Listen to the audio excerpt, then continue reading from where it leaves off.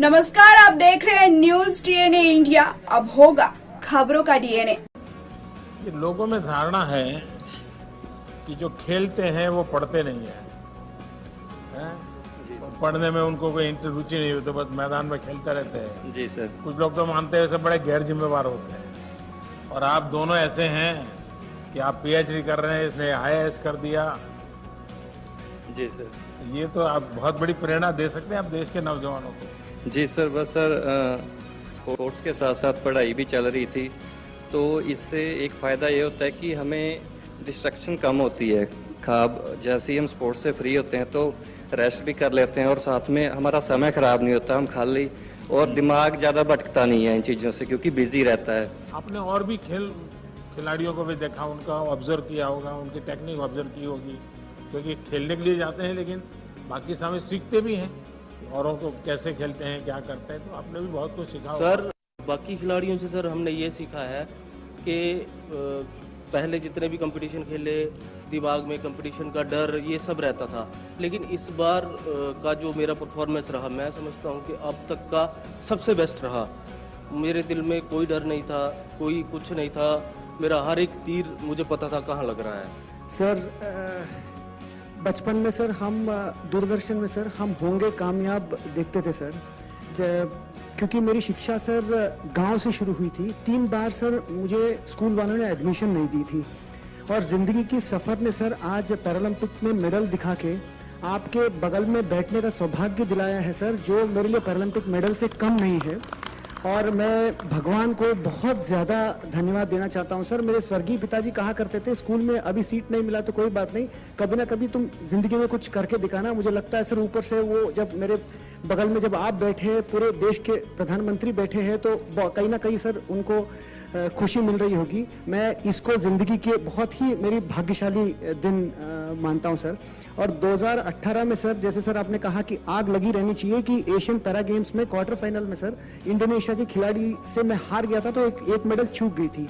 इस बार sir semifinal में वही खिलाड़ी मुझे मिला, और मेडल के बीच में वही खिलाड़ी खड़ा था।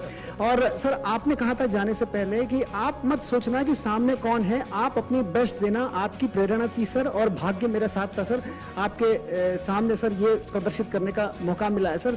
सोने से थोड़ा कम चूक गया सर, बट मैं वाकई में सर सौभाग्यशाली महसूस करता हूँ। अपने पराक्रम से, अपने पुरुषार्थ के कारण है यहाँ है, किसी की कृपा से नहीं है सर। बट जो प्रेरणा आपने दी है सर सारे खिलाड़ियों के लिए और मेरे लिए भी, वो बहुत ही हम सौभाग्यशाली महसूस करते हैं सर। जैसे और खिलाड़ियों ने भी कहा सर कि वहाँ जब बात करते थे, जब आपने सर हम लोगों से बात की, और लोगों को वहाँ जो ऑफिशियल्स होते थे, वॉलंटियर्स होते थे, उनको विश्वास नहीं होता था कि हमारे देश के माननीय प्रधानमंत्री हमसे बात कर रहे हैं।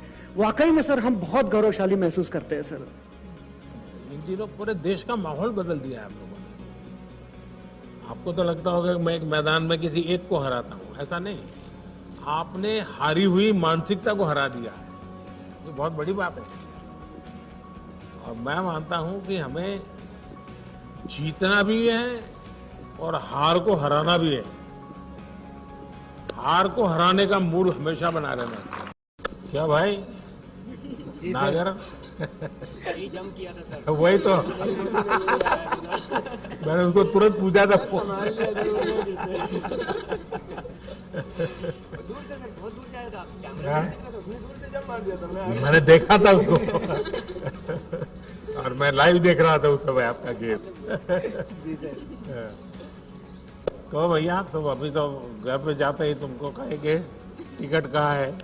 सर जरूर सबको लेके जा रहा हूँ सर एक साथ जल्दी। अच्छा ये बताओ, मुझे ये थोड़ा टच कर गया जब आपने ये कहा कि मैं अपना ये मेडल कोरोना वॉरियर्स को डोनेट कर रहे हैं, डिवोट करता हूँ। ये भाव कैसे आया?